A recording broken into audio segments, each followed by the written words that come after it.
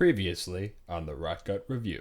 Whistlepig, go watch it! This time on the Rotgut Review. Hey everybody, welcome to part 2 of our Whistlepig review. This is going to be where we make a nice Manhattan with it to see how it stands up in a cocktail, as is the intended purpose of this wonderful little rye whiskey from Whistlepig.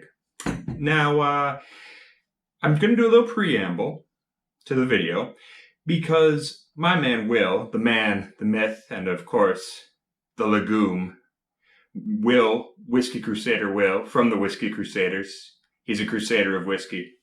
He told me that when they drank it, he noticed a marked difference between a neat pour and a pour with just a little bit of water in it. So I poured myself a little bit just to see how it was going. Now, it may have been what I ate for dinner, but I noticed a lot more dill on it. On the neat pour, I noticed a lot more dill than I did last night. So that's interesting already. It goes to show you what you had to eat or drink beforehand can make a big difference over what you get in a whiskey. But let's see. I've added a drop of water to this. It's been sitting a good amount of time. Maybe, I don't know how long. It's been more than 10 minutes. I gave it some time to sit. So let's see what happened.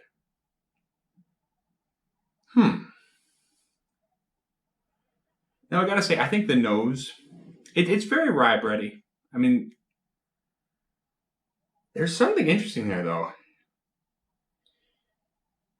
Less rye bread and more, I don't know, some sort of like fruity, like it reminds me of like if they made a orange marmalade Pop-Tart a little bit.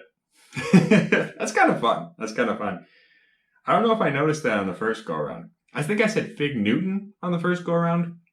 That's what the fruitiness was more like. Yeah. I mean, there's still the other stuff there. Cinnamon, allspice, the usual things. Let's get a taste.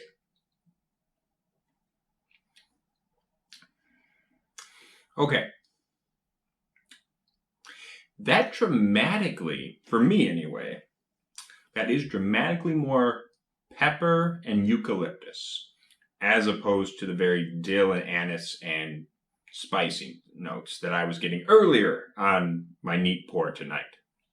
So I will say that does make a pretty big difference. Do I like it as much with some water in it? I might say no, though.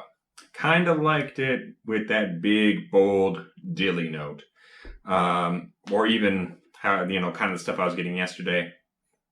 Some of those bacon spice stuff. But it is interesting. I will say this was a pretty big difference. I don't know if those are the notes that Will got himself.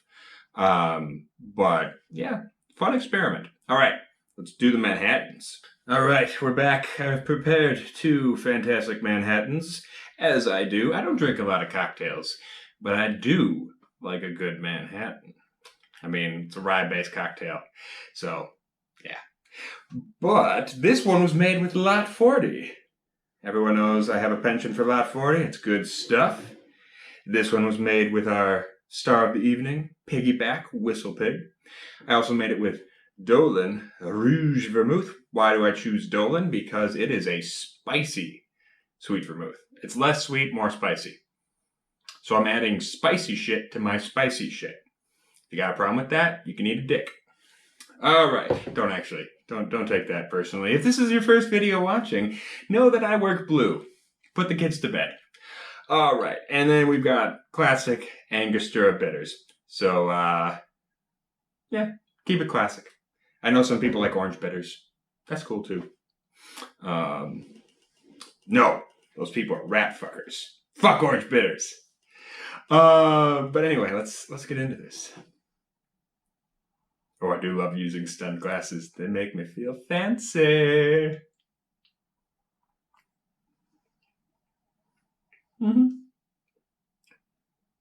That's solid. It's a solid Manhattan. Vermouth. The vermouth shines a little too much in this. I'd like to be more rye forward. Maybe I just added too much vermouth. No, I never make a mistake. It's definitely the Lot 40's fault. But yeah, nice, little spicy, little sweet.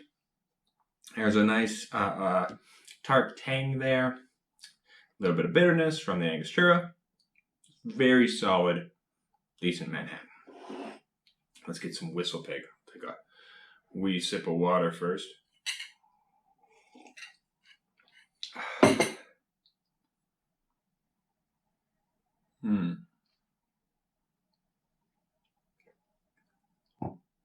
Oh. Oh, that's good. That's really good. Now I gotta say, Lot 40 is good. And Lot 40 is a solid rye whiskey. Don't get me wrong. Love Lot 40. Love Lot 40. Particularly the 2012 regular release, pretty good too. 2012 is better. But this is really something. I feel like I get a lot more wood influence somehow. I mean, I don't know. That it tastes more woody anyway. It's also spicier. I mean, you don't get any of the dill anymore, for sure. But there is some pepper. There's some pepper, maybe some turmeric almost. Man, that is good.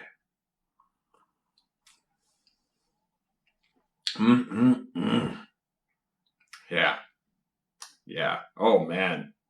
Okay, I gotta say, Piggyback wins this one, hands down. That is fantastic. So there you go. I guess, I mean, I'm not a big cocktail drinker.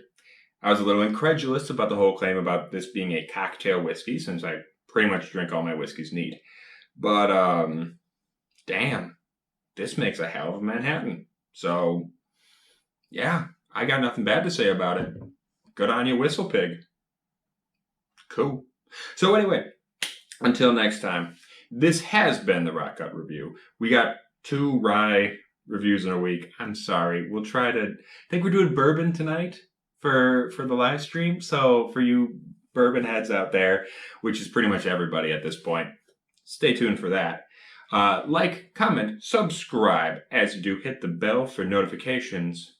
But more important than anything, even if you do none of those things over the course of the week, or your day, or your lifetime, make sure to stay rotten.